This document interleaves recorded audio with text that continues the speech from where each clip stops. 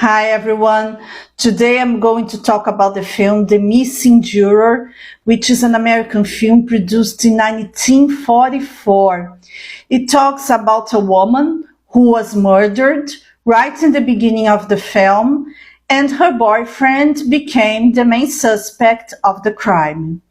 Then he was jailed and taken to court and judged by this crime, and he is condemned by 12 jurors. However, he was innocent, and then he was even condemned to death. He was in the death row for a while, and of course that while he was in jail, especially because he didn't commit any crime, he suffered a lot to the point that he became insane. And in the last minute, a short time before he was killed, the real murderer was found out, and then this man, the boyfriend of the killed woman, he was released. However, he got very much mentally disturbed, and then he was taken to a mental hospital for treatment, but he was determined to take revenge of those people who condemned him. Then one of the 12 jurors who condemned him, visited this guy while he was in the mental hospital. And then he made up a plan. He killed the juror, he set the bedroom of the mental hospital on fire, and there was a body that was burned beyond recognition. And everyone thought that this guy, who was innocent of the crime, he was murdered. But actually, it was one of the jurors who was killed.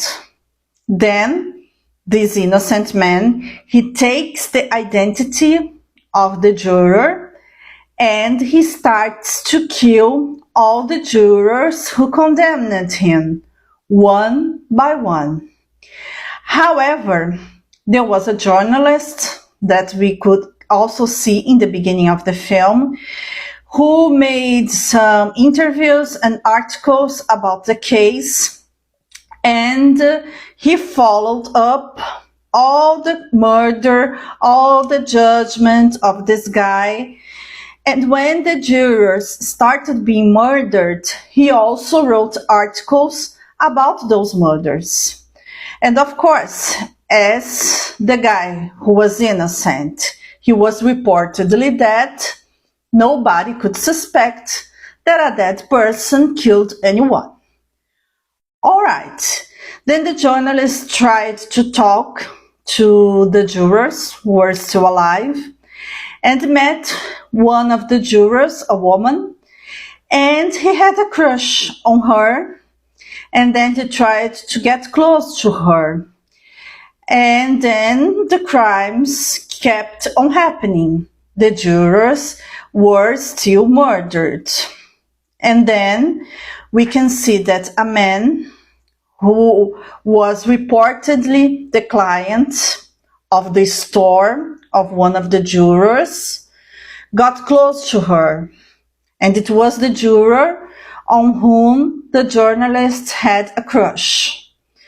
He got close to her, but he wasn't one of the jurors. He was actually the innocent man who took the identity of the juror he had killed, and then he used this to commit crimes.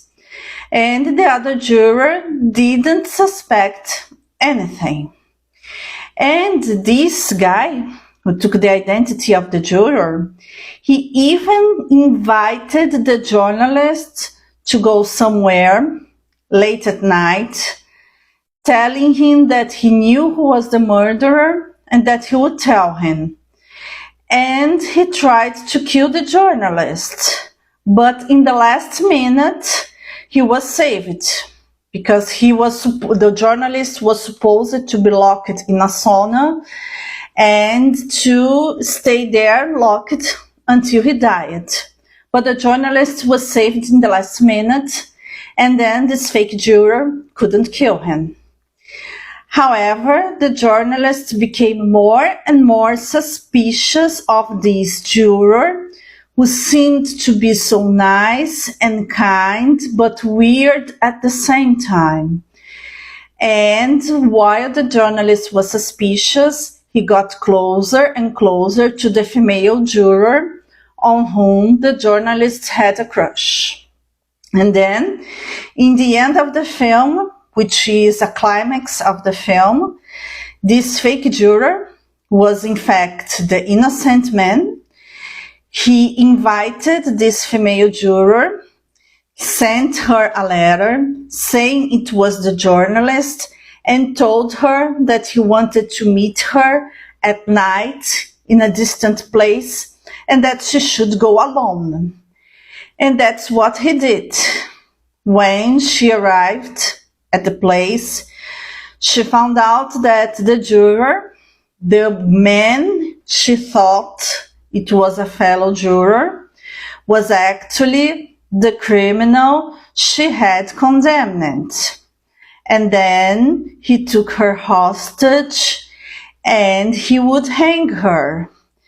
And it was in a deserted house, but then the journalist realized that she would be killed.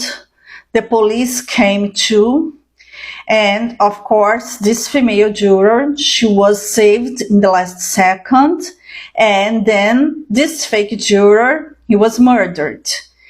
And until then, the police didn't know that this juror was actually the innocent man who was condemned by mistake.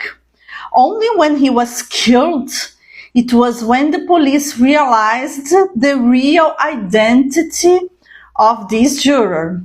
And then the police realized that the man who was buried as the man condemned by the mistake was actually one of the jurors. And then, of course, there's the happy ending. The journalist and this female juror, they got together romantically. And the plot has some flaws. For example, around in the middle of the film, a random guy confessed that he was the murderer, that he killed all the jurors. However, when he was in the police station, he couldn't say the name of all jurors. It seems that his story was convincing, but there were some inconsistencies.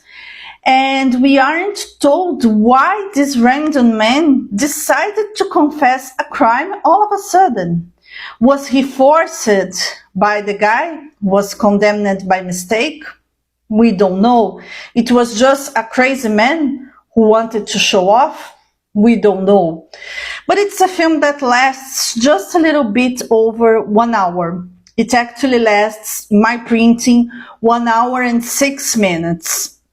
So it's a very short film, straightforward, and of course that the reduced time, it brings some minor problems to the development of the plot. But it's a very nice film. Something I must highlight is the aesthetics of the film, the clothes, the furniture, everything is very beautiful, elegant clothes, typical aesthetic of noir films. And it's a low budget film. It wasn't a film made by very famous actors, by a huge studio, but it got to deliver a very interesting result, beautiful photography, and it's entertaining. So those minor flaws in the development of the plot, it's not a big deal, and I still recommend you to watch it. You're going to like it very much. That's all for now, folks. I hope you enjoyed this video. See you!